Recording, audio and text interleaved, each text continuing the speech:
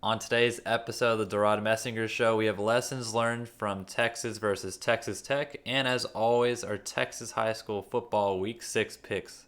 Longhorns fans and high school football fans, don't forget to like and subscribe for more content. It's greatly appreciated.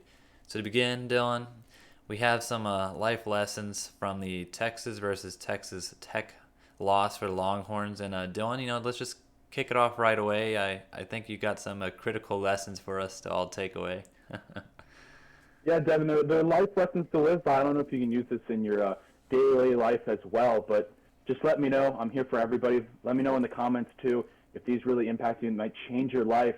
But number one, Devon, failure to close out games falls on coaching and not knowing how to win. First things first, Bijan only had 16 carries. Devon Roshan had 9 carries. The running backs combined for 3 receptions. Devon, when you try to win a game, let's say we're playing Madden, right? Yeah, when I used to beat you all the time, yeah. Yeah. What was the team? What was the team you used the most? I think I really killed you with the Ravens. Yeah. Okay. Yeah. This is painful. Who's who's the running back on the Ravens? I don't want to name that name right now. All right. So Yeah. if you got your best player, right, you want to give them the ball and then spam O like you always did, where you would just kind of like spin in circles and I couldn't tackle you. It was a lot of fun. It was more so juking, but yeah, circle work Yeah, too and on you. juking, I think it Really was any more of the just buttons. So clicking yeah, O. Yeah. I'm But back. Go ahead. I'm back following you. But that's how, to win a game, that's what you want to do. And I just didn't see that out of Texas last week. A lot of moments where they were just taking the ball out of Bijan's hands, maybe not getting Roshan as involved as one would like to see, especially in the passing game with those two. Just a lot of plays where they just gave the ball right back, Devin, and especially this key drive I wanted to highlight. It was 9:55 left in the fourth on the 2-yard line after Texas had just stuffed Tech on fourth down to turn the ball over. They had a Bijan 1-yard run. Hudson Card pass incomplete on second down. A delay of game bringing them back to the 1-yard line. And then a Card pass incomplete at the 9:35 mark. Then punted it to the 50-yard line and was returned by Miles Price for 20 yards to the UT 30, Devin. That drive took about 40 seconds off of the clock, giving the ball back to Texas Tech with about 9 minutes left for them to mount a drive. I believe it was a 5-minute drive in which Donovan Smith utilized his legs a lot to keep the drive going. And then Texas got the ball back, I believe, with 5 minutes left and continued to have a drive for about 2 minutes. So, Devin, that's my first lesson. Wait. Before you get to lesson number 2, I do want to talk about that. Yeah. In terms of getting Bijan involved, are you thinking solely running game? I know I believe it was UTSA, they had him on a wheel route, picked up like 35 yards or something. Like, where in coaching or what are you looking for there? I mean, also I know a lot of fans were complaining, Dylan, maybe this is part of your answer, like just the play calling in general. A lot of Wildcat. We didn't see too much Wildcat, but the Wildcat that we did see, it's become pretty predictable. Roshan Johnson and Bijan back there. And I mean, Bijan, I forgot the yardage, Dylan, but it was like 80 yards, some big run, maybe 40 yards.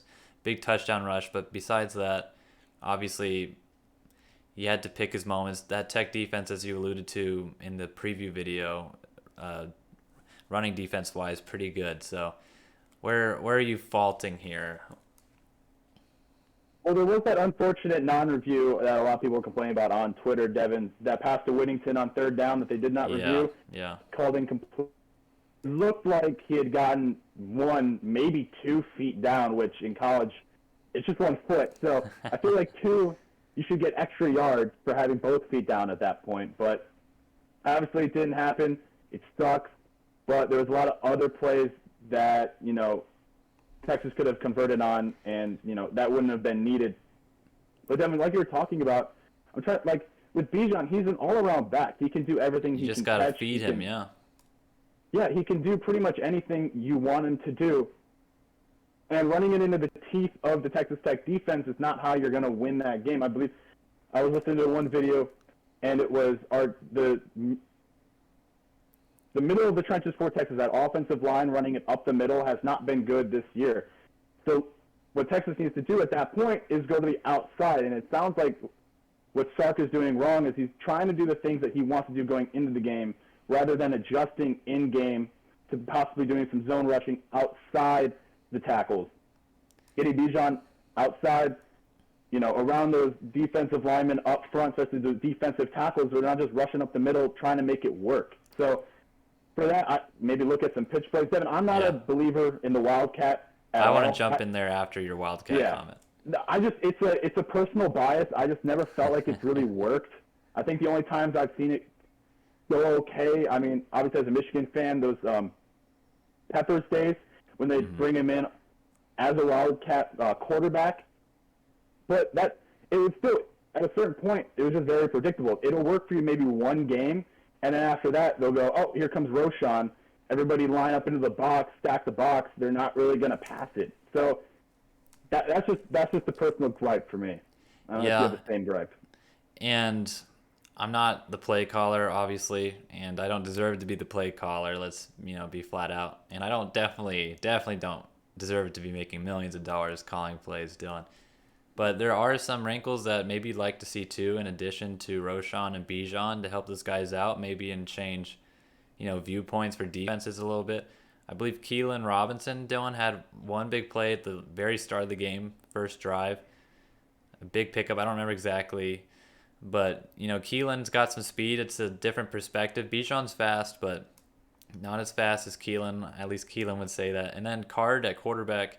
Yet again, I understand he's not healthy, Dylan, at least completely. And I understand that Ewers is still, at the time, he's probably more of a third stringer just because they're trying to save him on that depth chart a little bit. But Card and some read option plays could also work, at least in terms of slowing down that defensive line for a little bit, even if it's designed to one of the running backs. Just a little bit of a pause might help those guys. And we saw Card run a lot, quite honestly, at Lake Travis. He's one of the faster guys. Sometimes he looks like Bambi out there, Dylan. I got to say it, but he's still a fast Bambi at that. But just some sort of different look. But as you said, Bijan, when he's your guy, he's your bell cow. You got to feed the man. And as you alluded to, in any way possible, because he's good at receiving the football as well as running it. But overall, can't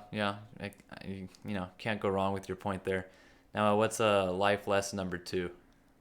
Yeah, just to touch back on it, I mean, all the drives in the fourth totaled for about 3 minutes for Texas. And when you're going in the fourth quarter with, a 7-point lead, just letting Texas Tech have all those opportunities on offense with, 9 minutes in the fourth to run their offense, you're just handing them a chance to come back in this game, which leads into the second life lesson, Devin. Aim for the head. Do not give your opponent the ability to come back. Stop giving them opportunities. We talked about it in the preview. Donovan Smith has the ability to play hero ball, which he likes to do. It'll work if he only has to put one drive together to either take the lead, or tie it up and, put some pressure on Texas to go back down the field and return the favor, which did not happen in Texas Tech. Obviously got the ball back and then got up a field goal later on. But there was multiple times Smith was able to, extend drives with his legs.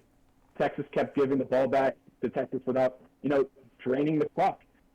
Key point, the time of possession was 36 minutes to 24 minutes, were Texas in favor of Texas Tech. As well as turnovers was 2-0. Texas just giving the ball back, and Texas Tech just had a ton of time. Yeah. And Tech, you're just asking for them to come back at that point. And Tech, fumbled it twice and recovered both as well. So, wasn't pretty. You got more to that point, or you want me to jump in here? Well, also to highlight another thing, I think just to prove the other point earlier, it's 44 carries to 30 carries on the ground. That's Texas had 30, Texas Tech had 44. That should be flipped, especially when one team's been leading the game more than the other. Yeah, and it's funny because we didn't compare notes or anything before this. I was just going to let Dylan do his life lessons and jump in when I wanted to. But I also wrote the same thing down. I said this team needs to learn how to stomp on throats and win/finish football games.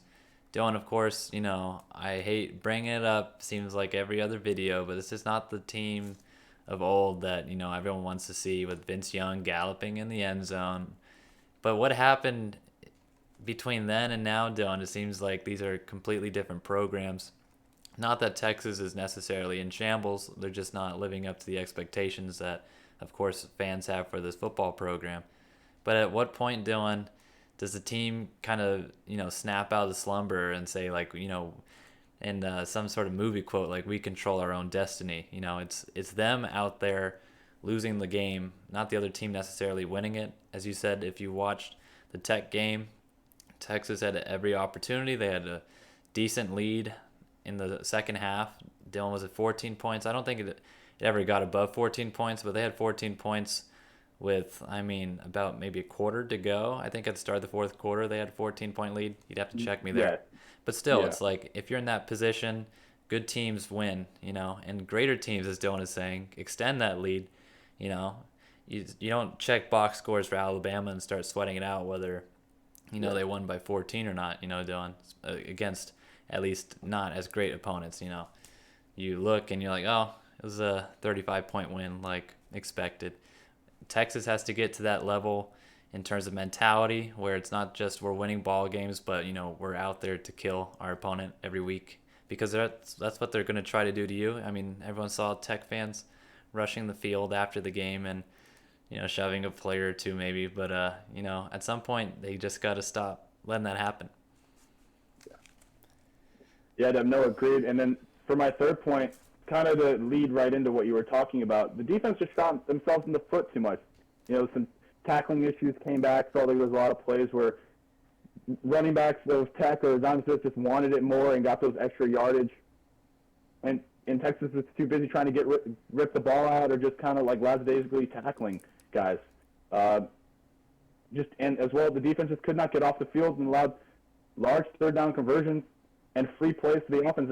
I believe it was like two Devon where they jumped off sides. One of them led to a long reception, and then one led to an even larger penalty for a defensive pass interference, which just cannot happen. That's how you let Texas Tech back in the game continuously.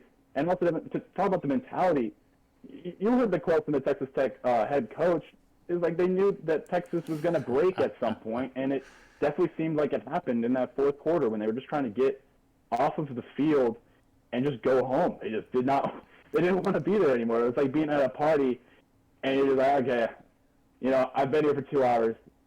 I know it's 3 hours long, but I want to leave now. I just want to get out of here. Let's I don't want to deal with this last anymore. hour in there, yeah. Yeah, exactly. So, again, that falls on the coaches.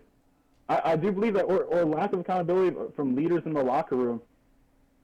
If another team just wants it more, they got to be playing those clips all week going into the game against West Virginia, reminding players what happened. Maybe show, the field being stormed every day. Something. They got to get some bulletin material after the problem from the locker room. We don't know what they do in the past, but whatever they've been doing, it hasn't translated on the field. So you'd hope that something changes there. You're talking about mentality. It's like we need, and not in terms of talent, Dylan, because no one's gonna be this talented in their respective sport. But you need some like Michael Jordan / Kobe Bryant, Mamba mentality, something. I don't know. It's like, I understand. You might not be the most talented player on the field. You might not be, let's say, Bryce Young, right, Dylan? But it's like, at some point, your fight makes up for talent at least for some level. And then when you're a talented squad like they are, one of the top recruiting classes year in and year out, obviously not the top, but one of the top, at some point, Dylan, there's got to be a little extra motor there that kicks into gear. But I also want to say, you're talking about like going for stripping the football and stuff. I agree, but then there's also times on the flip side where it seems like they could have been going for stripping the football and instead had three guys just holding up a guy with, a minute or two left in the game. It's like, at that point, you should try to go for a strip, Dylan. You got a couple guys holding you up. Anyway, quick point there. But my main lesson from here is, Dylan, we say this, it seems like every other weekend. This team is not different. Dylan, it's not different.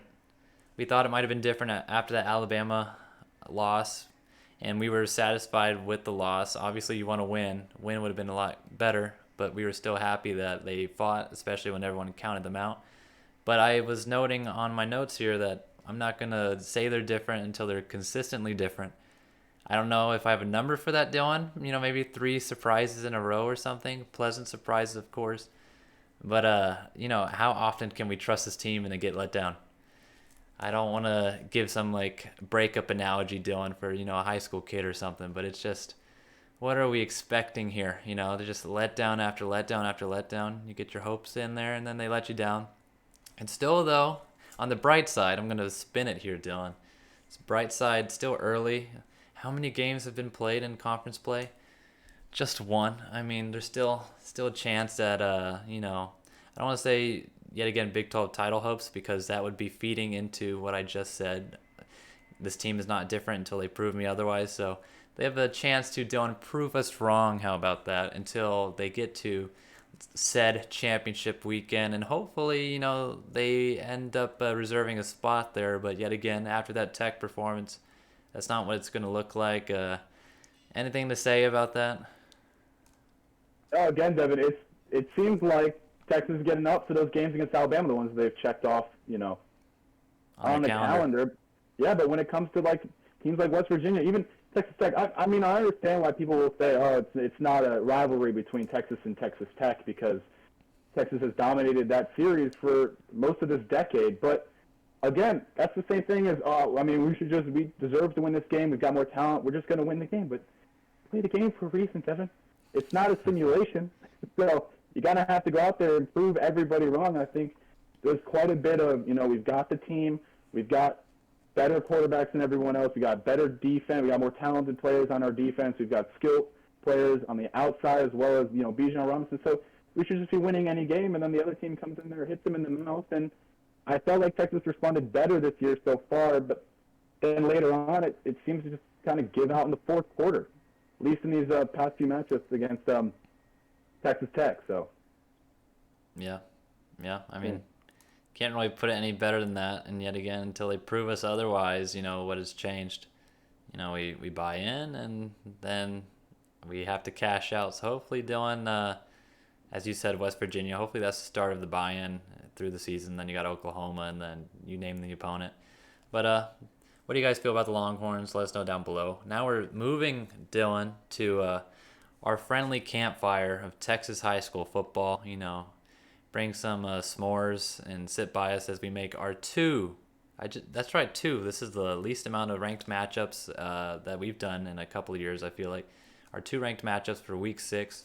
Dylan, the first being number 8 Grapevine at number 5 Colleyville Heritage. This is a 5A D2 matchup. And Dylan, I know you're going to say it, but I'm going to beat you to it. We got the Red Rail rivalry game. Now, we didn't go to Grapevine. However, we are from the great town of Grapevine, Texas, the Christmas capital of Texas, if you will. That's what many people call it. Dylan, Heritage is the higher-ranked team, but if you look at their schedule, they have been struggling so far, while Grapevine, on the other hand, with the 2 senior leaders, you got Ethan Baum at quarterback, and then Dylan, a little Deuce Vaughn action. You got a 5'7" running back in Parker Polk, who is also a senior, as I mentioned.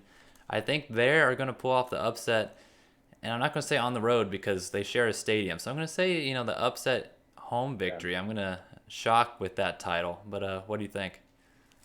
Yeah, definitely like a New York Giants versus New York Jets kind of situation, Devin. It just comes down to whichever, fan base or school wants to show up more than the other one. But I know you talked about the offense for Grapevine, but that defense for Heritage is, it has been a weaker schedule, but they did hold Fort Worth Trimble Tech Devin to 0 points and their offense to -4 total yards. So this is a defense that can shut teams down if they want to. Obviously, going to be harder against a team like Grapevine, led by Parker Polk at running back. He had 635 yards and 5 touchdowns this season, as well as he's had over 100 yards rushing the ball in each of the first 4 games. But on the other side, let's talk about the Heritage offense. They got wide receiver Kai Pruitt. He's got 432 reception yards and 4 touchdowns, as well as a 3-reception and 135-yard game with 2 touchdowns against Texas High. Then I'm going to be going with Colleyville Heritage to beat Grapevine. So I'm going against you here. Obviously, you need to get some wins here under your belt for our little side bet. But I'm going to be going with Heritage. I think that defense is going to make a few key plays in this game to stop Grapevine and ultimately get them the victory. Then with our next one, got a 4A D1 matchup. Number 9 Brownwood at 4A D1 number 1 Stephenville. Devon Brownwood is coming off a 52-21 win over previously number 9 ranked Waco Connolly. So they've got a lot of momentum coming into this game. Stephenville just barely beat Wichita Falls Rider Devon last week, but they won 43-42. But that defense again, they're averaging or allowing 52 points per game this season. They just allowed 42 points as well last week, so it's still successful. I expect Brownwood to be able to put up numbers against Stephenville. That Stephenville offense is just it's absurd. They're able to just rack up points. They got explosive offense. I'm going to be going with Stephenville at home, Devon. No, I also agree. I have Stephenville at home. However, as you mentioned, all those points are what scare me about Stephenville, Dylan, is that seemingly they struggle defensively every single week, yet that offense still ends up just doing enough to get the job done. And when I say struggle, I mean if you check the box scores, it's 43, 42, 51, 50, stuff like that. But yet again, Dylan, as we just talked about in our Longhorn segment of this video, it's the mentality that wins the championships. Stephenville is not, forgetting how to win football games. They're closing out late, and it's getting the job done. And, you mentioned some names earlier. I got quarterback Ryan Gafford, who's filling in for, I believe it's a Ryder Lambert. I know it's Lambert's the last name, but Lambert, I don't know if he's going to be back this weekend. The extent of his injury is still questionable. But Gafford threw for 321 yards and 5 touchdowns last weekend, while junior running back Tate Maruska, I'm more confident in the pronunciation of that name this week. He also added 125 yards and a touchdown on the ground last weekend. So, I mean, as you said, that offense, it's working wonders. Defensively, can they make a stop or two when they need it against Brownwood? Brownwood is definitely looking like, I'm not going to say they're back, Dylan, because we've learned about saying teams are back, but they're looking like they're getting towards being back, especially being ranked number 9. But I do have Stephenville. But more importantly, who do you guys have in those 2 Texas high school football matchups? And what is the problem with the Longhorns? What are your learnings from the Tech game? Let us know down below. Don't forget to like and subscribe. And as always, have a great rest of your day.